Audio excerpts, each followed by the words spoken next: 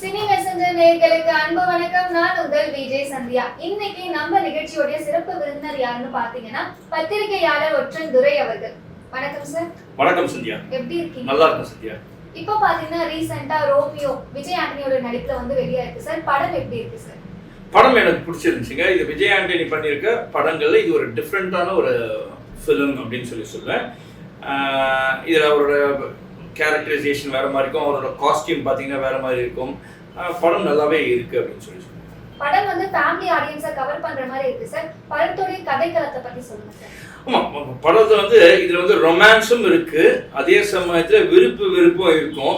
ஒரு ஃபேமிலி பார்க்கக்கூடிய ஒரு படமா இருக்கு. அதாவது விஜய் ஆண்டனி வந்து சந்தர்ப்ப சூழ்நிலைக்கோசரம் வருமானம் ஈட்டணுமே அப்படின்ற ஒரு காரணத்தினால அவர் என்ன பண்ணாரு, தன் குடும்பத்தை விட்டுட்டு, அதாவது அப்பா அம்மா விட்டுட்டு சம்பாதிக்கிறதுக்கோசரம் மலேசியால போற, அங்க போய் நல்லா சம்பாதிச்சுட்டு தான் கிராமத்துக்கு வந்துட்டு தோட்டம் துறவுலாம் வாங்கி போட்டிருப்பாரு. அதில் விவசாயம் பண்ணணும்னு இருக்காரு. அப்படி இருக்கிற அவருக்கு கொஞ்சம் ஏஜ் ஆயிட்டோன்னா அவங்க வீட்டில் சொல்லுவாங்க, எப்போ வயசாவது கல்யாணம் பண்ணிக்கோ அப்படின்னு சொல்லிட்டு அவங்க அம்மாவும் அப்பாவும் சொல்லுவாங்க.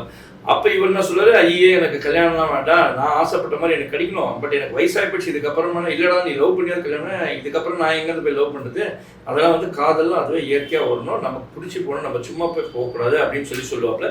அப்படிப்பட்ட சூழல்ல வேண்டாம் அப்படின்னு இருக்குவாரு.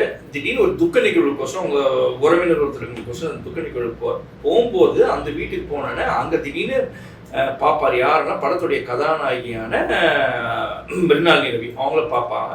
பார்த்ததுக்கு அப்புறம் உடனே அவருக்கு ஒரு ஈர்ப்பு வந்து ரெண்டு பெண்ணு மேல.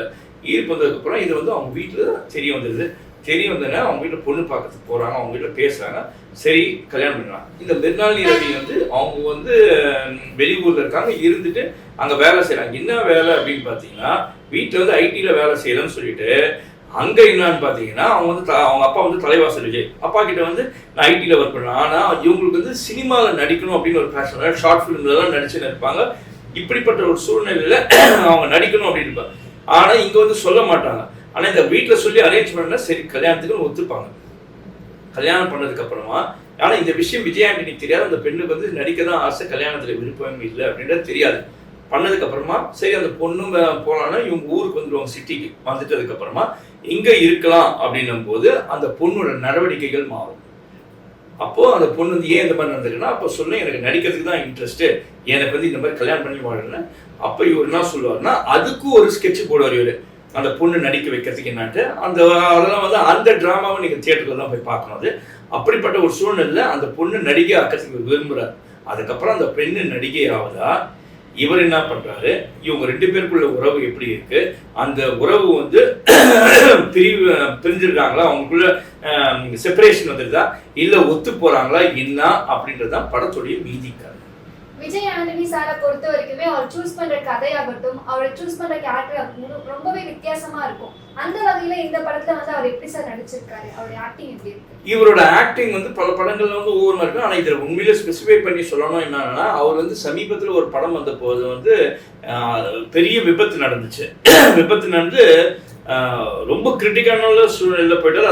அதுல இருந்த கதாநாயகி தான் வந்து அந்த கடல்ல குதிச்சு இவரை காப்பாற்றி எடுத்தாங்க அப்படின்னு சொல்லலாம். அப்படிப்பட்ட ஒரு சூழ்நிலை ரொம்ப பெட்ரிடனா இருந்தார். அதுக்கப்புறமா வந்து கொஞ்சம் கொஞ்சமா வந்து வெளியில வந்து நடிக்க ஆரம்பிச்சார். அப்படி நடிக்க வந்த படம் தான் இது. இந்த படத்துல பாத்தீங்கன்னா ஃபர்ஸ்ட் ஹாஃப்ல ஒரு முகம் கொஞ்சம் ஒரு மாதிரி இருக்கும், செகண்ட் ஹாஃப்ல கொஞ்சம் ரிகவர் ஆனதுக்கு அப்புறம் வேற மாதிரி இருக்கும் முகமே, அதுல தெரியும். உண்மையிலேயே அவர் அப்படிப்பட்ட ஒரு நிலைமையில, அதுவும் மக வந்து இறந்ததுக்கு அப்புறமா இந்த ஒரு சூழ்நிலையில ஒருத்தருக்கு மனசு எப்படி இருக்கும், அதையும் மீறி தன்னுடைய நடிப்புல எங்கேயுமே வந்து இந்த விஷயங்கள்லாம் காட்டாம தன்னால முடிஞ்ச அளவுக்கு எவ்வளவு அழகா நடிக்கணுமோ அதை உண்மையில நல்லாவே நடிச்சிருக்காரு. அவருடைய எஃபர்ட்ஸை பல படங்கள் இதுக்கு முன்னால நடிச்சிருந்தாலும் அதை பத்தி சொல்வதை விட இந்த படத்துல அவருடைய எஃபர்ட்ஸ் உண்மையிலே நல்லாவே இருந்திருக்குன்னு சொல்லலாம். அதே மாதிரி வந்து கதாநாயகி மிருனாளினி ரவி ஆகட்டும், கோ ஆக்ட்ரஸ் யோகி பாபு, தலைவாசல் விஜய், இவங்க எல்லாரும் எப்படி நடிச்சிருக்காங்க? ஆமா, இதுல வந்து பாத்தீங்கன்னா மிருனாளினி ரவி அவங்களுக்கு வந்து ஒரு ரெண்டு வகையான கதை. அதாவது ஒரு அடக்கமான பொண்ணாட்டமும் இருக்கும், அதே சமயத்துல வந்து திமிர் பிடிச்ச பொண்ணாட்டமும் ஒரு கதாபாத்திரம். அதுக்கப்புறமா வந்து இவங்களுக்குள்ள இருக்கிற சில எமோஷனல் சீன்ஸ், அந்த கதாபாத்திரம், இது மூணுமே நல்லாவே ஹேண்டில் பண்ணி நல்லாவே நடிச்சிருக்காங்க மிருனாளினி ரவின்னு சொல்லி. யோகி பாபு ஆஸ் யூஷுவல் ஒரு வாரம் ஜாலியா பண்ணிட்டு போயிருக்காரு, அதே மாதிரிதான் இதுலயும் பண்ணிட்டு போயிருக்காரு உண்மையில யோகி பாபு. நம்ம இவங்கள சொல்லலாம், அது பேர் என்ன, நம்ம ஷாரா இருக்கார்லே, அவரும் உண்மையிலேயே நல்லா பண்ணியிருக்காரு. மற்றவங்க அவங்க கூட நடிச்ச கதாபாத்திரங்கள் எல்லாருமே ஒவ்வொருத்தரும் அவங்களுக்கு கொடுக்கப்பட்ட கதாபாத்திரம் உண்மையிலே நல்லா நடிச்சுட்டு போயிருக்காங்கன்னு தான் சொல்லணும். யோகி பாபு வந்து அவரை ஸ்பெசிஃபை பண்ணி சொல்லணும் அப்படின்னா அவருக்கு கொடுக்கப்படுற கதாபாத்திரத்துக்கு என்னவோ அதை நடிச்சுட்டு போய் அதை இதில் அழகாக செஞ்சுட்டு போயிருக்காரு அப்படின்னு தான் சொல்லுவேன். படத்தோட பாடல்கள்லாம் எப்படி வந்திருக்கு சார்? பாடல்களுக்கும் இந்த கதைக்கும் எனக்கு தொடர்பு. அந்த படத்தோட பாடல்களை பத்தி சொல்லணும் அப்படின்னா இசையை பத்தி சொல்லலாம். பரத் தனசேகர் அவர் தான் வந்து இந்த படத்துக்கான இசையை கொடுத்துருக்காரு. விஜய் ஆண்டனி ஒரு இசையமைப்பாளர், அவரை திருப்திப்படுத்த அளவுக்கு கூடிய ஒரு இசையை கொடுத்த காரணம் உண்மையிலே அவருக்கு திருப்தியாக இருக்கும். ஏன்னா விஜய் ஆண்டனி எப்படி ஒரு இசை கொடுப்பாரு அந்த மாடுலேஷன்ல தான் இருக்கு இந்த இசை. உண்மையில நல்லா பண்ணியிருக்காரு பரத் தனசேகரோடைய இசைன்னு சொல்லலாம். அதே சமயத்துல இந்த படத்துக்கு வந்து விஜய் ஆண்டனியை தான் எடிட்டிங்கை ஹேண்டில் பண்ணியிருக்காரு. சமீப காலமாக அவரோட படங்கள்லாம் அவரே தான் எடிட் பண்ணுவார். ஒவ்வொரு படத்துலையும் எடிட்டிங்ல வந்து கொஞ்சம் கொஞ்சமாக டெவலப் பண்ணி இதில் வந்து நல்லா தெரியுது. முன்பு அவர் பண்ண எடிட்டிங் படங்களுக்கு பண்ண எடிட்டிங்ல விட இந்த படத்துக்கான எடிட்டிங் வந்து உண்மையிலே நல்லா பண்ணியிருக்காரு அப்படின்னு சொல்லலாம். ஃபரூக் ஜே பாஷா அவர் தான் இந்த படத்துக்கான சினிமாட்டோகிராஃபி பண்ணியிருக்காரு. அவருடைய ஒர்க்கு அவர் நல்லா பண்ணிட்டு போயிருக்காரு அப்படின்னு நான் சொல்லுவேன். இந்த ரோமியோ படத்தை பொறுத்த வரைக்குமே இது வந்து குடும்பத்துக்கான கதை அப்படின்னு நம்ம பேசிட்டு இருக்கோம். அந்த வகையில பாத்தீங்கன்னா இதோட போஸ்டர்லாம் முன்னாடி ரிலீஸ் ஆச்சு. போஸ்டர்ல பாத்தீங்கன்னா அந்த கதாநாயகி வந்து ட்ரிங்க்ஸ் பண்ற மாதிரி போஸ்டர்லாம் வந்துருச்சு. அந்த மாதிரி சீன்கள்லாம் வந்து படத்துல இருக்கா சார்? இல்ல, அந்த சீன் படத்துல இருக்கு. அது கதையோட ஒன்றி போற சும்மா பாசிங் ஆடுங்க. பட் அந்த மாதிரி ஒரு கதாநாயகி வந்து மது அருந்துற காட்சி இருக்கிற மாதிரி ஒரு போஸ்டர் வந்து டிசைன் பண்ணி போட்டது வந்து ஏற்றுக்கக்கூடிய விஷயமானா அது எனக்கு ஒரு உடன்பாடு கிடையாது. அது ஏற்றுக்கிற விஷயமும் கிடையாது. அதை வந்து அப்படி பண்ணி பப்ளிசிட்டி பண்ண வேண்டிய அவசியம் இல்லை. ஆனா அந்த நீங்க இந்த போஸ்டர்ல பார்த்த அந்த ஷார்ட் இருக்குல்லையா, அது வந்து இதுல வருது. அது கதையோடு அப்படி போற மாதிரி இருக்கு வழியா. அதுல வந்து எங்கேயும் வந்து பெண்களை தரக்குறைவா நடத்துற மாதிரியோ இல்ல நீங்க மதுக்கு அடிமையாகணும் அப்படின்னு சொல்ற அளவுக்கு ஊக்குவிக்கிற அளவுக்கு எல்லாம் கிடையாது காட்சி. அது கதையோடு அப்படி போகுது. இந்த ரோமியோ கதையை பொறுத்த வரைக்குமே இது வந்து கப்பிள்ஸ்க்கான கதை மாதிரி தான் சார் தெரியுது. இந்த தலைமுறைக்கு இந்த கதை வந்து என்ன சொல்ல வருது?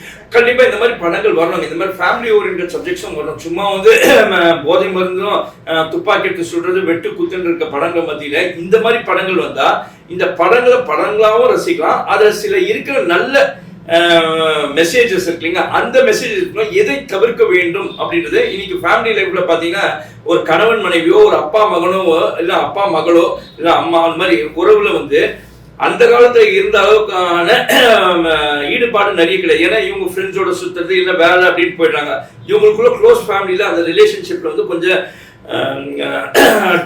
டிஸ்டன்ஸ் மெயின்டைன் ஆகிருக்கு. இந்த மாதிரி படங்கள் வரும்போது பார்க்கும்போது தான் எங்க தவறுகள் நடக்குது அப்படின்னு திருத்தி கொள்றதுக்கு இருக்கும். எங்க வந்து நம்ம வந்து ரொம்ப நட்போடவும் ஒரு அன்பு காதலோட இருக்கணும் அப்படின்றது வந்து இந்த மாதிரி படங்கள் வந்தால் தான் நமக்கு தெரியும். படம் வந்து வெற்றிகரமா ஓடிட்டு இருக்கு. இன்னும் வெற்றிகரமா ஓட வந்து எங்களோட டீம் சார்பா வாழ்த்துக்கள். அதே மாதிரி சார் உங்களோட நேரத்தை ஒதுக்கி நான் கேட்ட கேள்விகளுக்கு சிறப்பா விளக்கம் அளிச்சுங்க சார். நன்றி சார். நன்றி சந்தியா.